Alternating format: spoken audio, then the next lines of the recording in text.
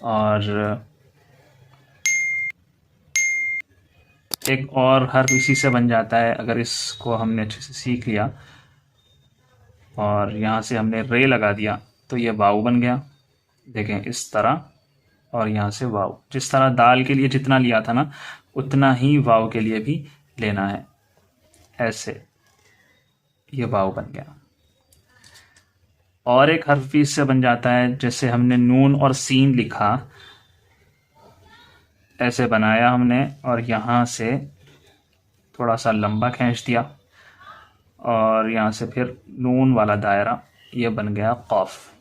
दोबारा से देखिए इस तरह, और यहाँ से फिर कौफ बन गया। बहुत आसान है, बहुत ज़्यादा। अगर आप लोग जिस तरीक़े से मैं बता रहा हूँ उसी तरीक़े से प्रैक्टिस करोगे तो ये बहुत आसान हो जाएगा।